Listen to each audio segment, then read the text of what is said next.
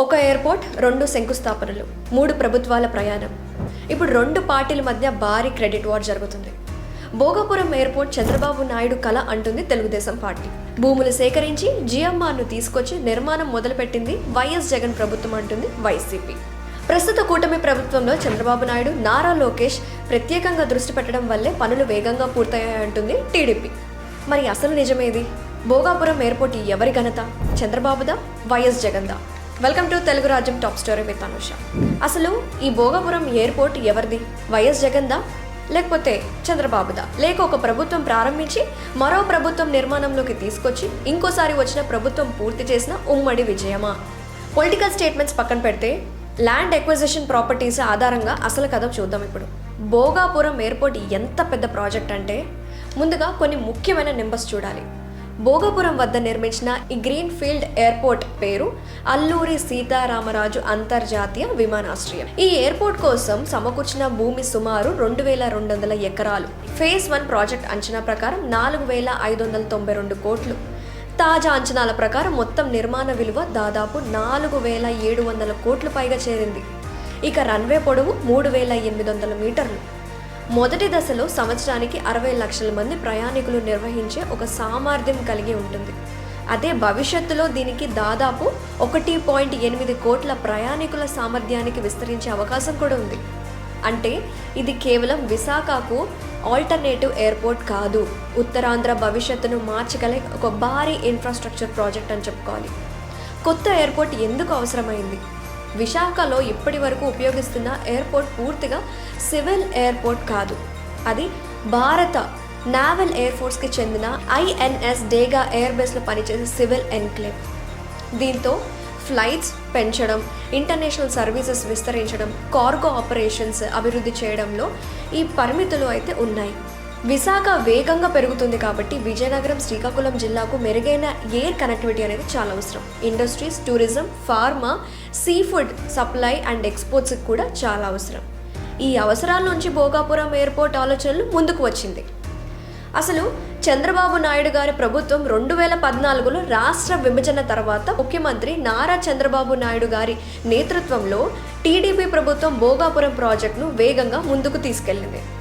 2015లో airports authority of India నుంచి Bhogapuram సైట్కు technical approval అనేది ఇచ్చింది. 2016లో రాష్ట్ర ప్రభుత్వం ప్రాజెక్ట్ అప్రూవల్ ఇచ్చింది. ఇక 2017లో కూడా ఎన్విరాన్మెంటల్ క్లియరెన్స్ అనేది కూడా ఉంది. ఇక పీపీపీ మోడల్లో ప్రైవేట్ డెవలపర్ ద్వారా ఎయిర్పోర్ట్ నిర్మించాలి అని నిర్ణయించుకున్నారు. భూసేకరణ ప్రక్రియ కూడా చంద్రబాబు నాయుడు ప్రభుత్వ కాలంలోనే ప్రారంభమైంది. మొదట ఎయిర్పోర్ట్ సిటీలో కలిపి 5000 ఎకరాలకు పైగా భూమి అవసరమని ప్రతిపాదించారు. ఆ తర్వాత ప్రధాన ఎయిర్పోర్ట్ అవసరాలకు ప్రాజెక్ట్ ఎకరాలకు సుమారు 2203 ఎకరాలకు పరిమితం చేశారు. 2019 ఫిబ్రవరిలో అయితే చంద్రబాబు నాయుడు గారు తొలి శంకుస్థాపన అనేది చేశారు. అంటే చంద్రబాబు నాయుడు గారు మొదట ప్రభుత్వంలో స్థలం ఎంపిక జరిగింది, టెక్నికల్ అప్రూవల్స్ వచ్చాయి, ఎన్వైర్మెంటల్ క్లియరెన్స్ వచ్చింది, ల్యాండ్ ఎక్విజిషన్ అనేది స్టార్ట్ అయింది. ఇక పీపీపీ ప్రాసెస్ మోడల్ కూడా బయటకు వచ్చేసింది. ఫౌండేషన్ ప్లాన్ కూడా పడింది. కాబట్టి భోగాపురం విషయంలో చంద్రబాబు ఏమీ చేయలేదు అనడం పూర్తిగా తప్పు. ఈ ప్రాజెక్టుకు అడ్మినిస్ట్రేటివ్ షేప్ ఇచ్చింది చంద్రబాబు నాయుడు మాత్రమే. కానీ మరో నిజం కూడా ఉంది. 2019లో చంద్రబాబు ప్రభుత్వం దిగిపోయే సమయానికి రన్వే, టెర్మినల్ వంటి ప్రధాన ఫిజికల్ కనెక్టివిటీ ఇంకా ప్రారంభం కాలేదు. అంటే ప్రాజెక్టుకు అప్రూవల్ స్టేజ్ దాటింది, కానీ గ్రౌండ్ లెవెల్ కనెక్షన్ స్టేజ్ ఇంకా చేరలేదు. ఇక 2వ అధ్యాయం గురించి మనం తెలుసుకుందాం. వైఎస్ జగన్మోహన్ రెడ్డి గారి ప్రభుత్వంలో అంటే 2019లో వైఎస్ జగన్మోహన్ రెడ్డి ముఖ్యమంత్రి అయ్యారు. ప్రభుత్వం మారడంతో భోగాపురం ప్రాజెక్ట్ ఆగిపోతుందా అనే అనుమానాలు చాలా మందికి వచ్చాయి. కానీ జగన్ ప్రభుత్వం ప్రాజెక్టుకు రద్దు చేయలేదు. ప్రాజెక్ట్ స్ట్రక్చర్ను రివ్యూ చేసింది.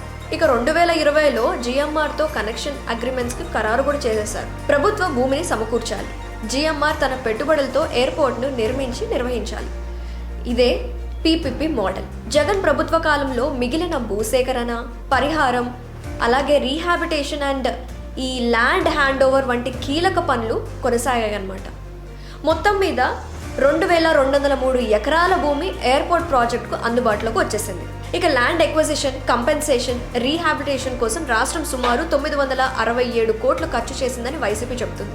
నీటి సరఫరా కోసం మరో 75 కోట్లు కేటాయించినట్లు కూడా పార్టీ వెల్లడిస్తుంది.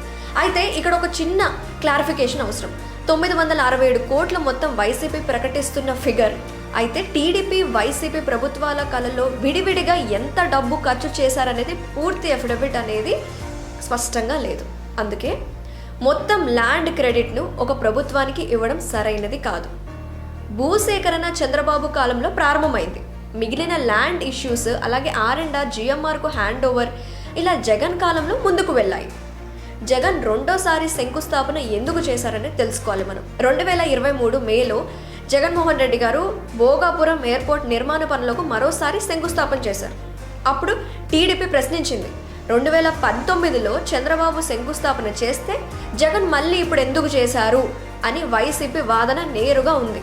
ఇక 2019లో ఫౌండేషన్ స్టోన్ మాత్రమే వేశారు. GMR agreements, land hand over అలాగే క్లియరెన్స్, పూర్తి యాక్చువల్ కనెక్షన్స్ అనేవి మొదలుపెట్టింది మా ప్రభుత్వమే అని చెప్తుంది. ఇక రెండో వాదనలో కొంత నిజం అనేది ఉంది. అదేంటంటే 2019లో శంకుస్థాపన ప్రాజెక్ట్ ఇనిషియేషన్ అనేది గుర్తు. ఇక 2023లో శంకుస్థాపన యాక్చువల్ కన్స్ట్రక్షన్ లాంచ్ గుర్తు జరిగింది. అందుకే మనం జగన్ ప్రభుత్వ పాత్రను కూడా పూర్తిగా నిరాకరించలేదు. జగన్ ప్రభుత్వం దిగిపోయే సమయానికి ఎంత వరకు పూర్తయింది? ఇక్కడే అసలు పొలిటికల్ ఫైట్ అనేది ఉంది. ఇక 2024 జూన్లో జగన్ ప్రభుత్వం దిగిపోయే సమయానికి ఎయిర్పోర్ట్ కన్స్ట్రక్షన్ సుమారు 28 నుంచి 32% మధ్య పూర్తయినట్లు ప్రోగ్రెస్ రిపోర్ట్స్లో అయితే మనకు కనిపిస్తున్నాయి. ఇక 2024 ఆగస్టు నాటికి అది సుమారు 35.6% నుంచి 36% వరకు చేరింది. అంటే జగన్ ప్రభుత్వ కాలంలో ఏం జరిగిందంటే GMR అగ్రిమెంట్స్ అమల్లోకి వచ్చేసింది. ల్యాండ్ హ్యాండ్ ఓవరింగ్ జరిగింది. 2026లో మేజర్ కన్స్ట్రక్షన్ ప్రారంభమైంది. ప్రభుత్వం మారే సమయానికి దాదాపు 3వ వంతు ఫిజికల్ వర్క్ కూడా పూర్తయిపోయింది. కాబట్టి జగన్ ప్రభుత్వం 1% వర్క్ కూడా చేయలేదు అనడం కూడా వాస్తవం కాదు. ఇక మనం 3వ చాప్టర్ తెలుసుకుందాం. 2024లో నారా చంద్రబాబు నాయుడు మళ్ళీ చీఫ్ మినిస్టర్ అయ్యారు. అప్పటికి ఎయిర్పోర్ట్ పనులు సుమారు 3వ వంతుకి పూర్తయిపోయాయి. అంటే దాదాపు 65% నుంచి 70% వరకు పని ఇంకా మిగిలే ఉంది. చంద్రబాబు నాయుడు ప్రభుత్వం ప్రాజెక్ట్ని ప్రయారిటీ లిస్టులో పెట్టండి, రెగ్యులర్ రివ్యూస్ చేయండి. అలాగే GMR, contractors, state departments, central ఏజెన్సీస్తో కూడా కోఆర్డినేషన్ పెంచేసింది. ఇక 2025 సెప్టెంబర్ నాటికి ఏం జరిగిందో తెలుసుకుందాం. 2025లో సెప్టెంబర్లో మొత్తం కన్స్ట్రక్షన్ దాదాపు 86% చేరింది. అంటే టర్మినల్ బిల్డింగ్ దాదాపు 79% అనేది కంప్లీట్ అయిపోయింది. ఇక యాక్సెస్ రోడ్ సుమారు 68% పూర్తయ్యాయి. ఆ తర్వాత runway systems, terminal finishing, security, aviation clearance, validations, flight లాంటి కీ వర్క్స్ అనేవి పూర్తయిపోయాయి. అంటే గవర్నమెంట్ వచ్చిన తర్వాత దాదాపు 70% పాయింట్ వరకు ఫిజికల్ అండ్ ఆపరేషనల్ ప్రోగ్రెస్ అనేది జరిగింది. కాబట్టి ప్రస్తుత ప్రభుత్వం కేవలం రిబ్బన్ కటింగ్ చేసిందనడం కూడా సరైనది కాదు. ఆల్రెడీ రన్నింగ్లో ఉన్న ప్రాజెక్ట్ని వేగంగా పూర్తి చేసి ఆపరేషన్ స్టేజ్కు తీసుకురావడంలో చంద్రబాబు ప్రభుత్వం క్లియర్ క్రెడిట్ అనేది మనకు కనిపిస్తుంది. ఇక నారా లోకేష్ రోల్ ఏంటి? ఇక్కడ నారా లోకేష్ పేరు కూడా టీడీపీ తరచుగా ప్రస్తావిస్తుంది. కానీ ఆయన రోల్ని సరైన కాంటెక్స్లో చెప్పుకోవాలి మనం. లోకేష్ ఎయిర్పోర్ట్ రన్వే లేదా టర్మినల్ కన్స్ట్రక్షన్ని డైరెక్ట్గా నిర్వహించలేదు. ఆ రెస్పాన్సిబిలిటీ ప్రధానంగా GMR కాంట్రాక్టర్స్, ఏవియేషన్ ఏజెన్సీస్దే. లోకేష్ రోల్ ఎయిర్పోర్ట్ చుట్టూ ఎకనామిక్ ఎకోసిస్టమ్ డెవలప్మెంట్కి సంబంధించింది మాత్రమే. అంటే ఫర్ ఎగ్జాంపుల్ ఒక IT కంపెనీస్ తీసుకురావడం కావచ్చు, ఎలక్ట్రానిక్స్ అలాగే డేటా సెంటర్స్ ఇండస్ట్రీని అట్రాక్ట్ చేయడం కావచ్చు, ఎయిర్పోర్ట్ని ఎంప్లాయ్మెంట్ అండ్ ఇన్వెస్ట్మెంట్ హబ్గా మార్చడం, ఇవి ఆయనపై ఉన్న మెయిన్ రెస్పాన్సిబిలిటీస్. ఎందుకంటే ఎయిర్పోర్ట్ కన్స్ట్రక్షన్ పూర్తవడం ఫస్ట్ స్టేజ్ మాత్రమే. దాని చుట్టూ industries, hotels, logistics, warehouse, tourism projects వస్తే నిజంగా బెనిఫిట్స్ అనేవి మనకు ఉంటాయి. మరి అసలు క్రెడిట్ ఎవరికి ఇవ్వాలి? చంద్రబాబు నాయుడు ఫస్ట్ గవర్నమెంట్ గురించి మనం తెలుసుకుంటే ప్రాజెక్ట్ విజన్, సైట్ సెలెక్షన్ కావచ్చు, technical and environmental approvals, land acquisition, అలాగే PPP ప్రాసెస్. ఇక 2019లో ఫస్ట్ శంకుస్థాపన చేయడం. మరొకసారి మన వైఎస్ జగన్మోహన్ రెడ్డి గారి గవర్నమెంట్ని మనం గుర్తు చేసుకుంటే ప్రాజెక్ట్ని కంటిన్యూ చేశారు. GMR కన్సెషన్ జరిగింది.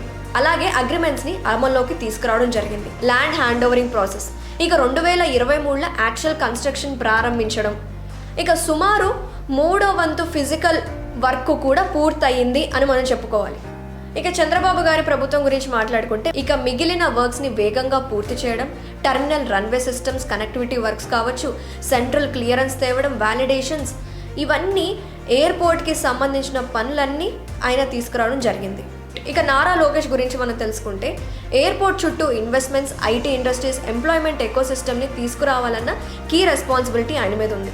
ఇక జిఎంఆర్కి సంబంధించిన వర్క్స్ కావచ్చు, ఇంజనీరింగ్ అండ్ వర్కర్స్కి ఈ మొత్తం ప్రాజెక్ట్ని నిజంగా ఫిజికల్ కన్స్ట్రక్షన్ చేసిన క్రెడిట్ ఆయనకే దక్కుతుంది. అసలు విన్నర్ ఎవరు అని దీని గురించి మనం మాట్లాడుకుంటే ఒకసారి ఎయిర్పోర్ట్ ప్రారంభించిన తర్వాత అక్కడ టీడీపీ ఫైట్స్ బాగా ఉన్నాయి, అలాగే వైసీపీ గొడవలు కూడా మనకు బాగా కనిపిస్తున్నాయి. అక్కడ ట్రావెల్ చేసేది ప్రజలు కాబట్టే, బెనిఫిట్స్ పొందేది కూడా ఉత్తరాంధ్ర ప్రజలు కాబట్టే.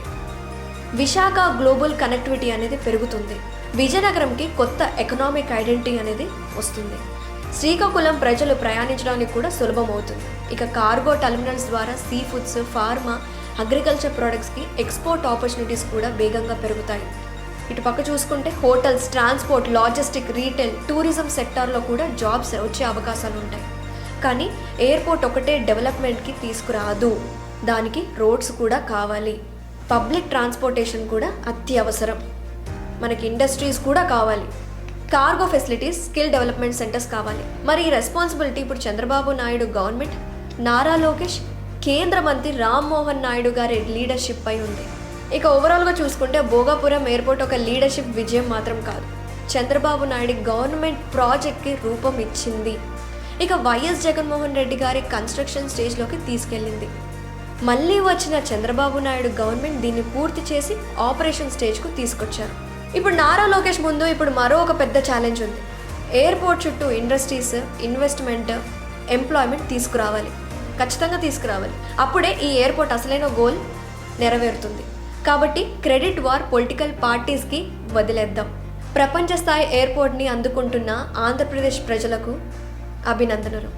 ఎన్నో రోజుల నుంచి ఎదురు చూస్తున్న, అలాగే డెవలప్మెంట్ కోసం ఎదురు చూస్తున్న ఉత్తరాంధ్ర ప్రజలకు హృదయపూర్వక శుభాకాంక్షలు. భోగాపురం కేవలం ఎయిర్పోర్ట్గా మిగలకూడదు, ఇది ఉత్తరాంధ్ర గ్రోత్ ఇంజన్ కావాలి.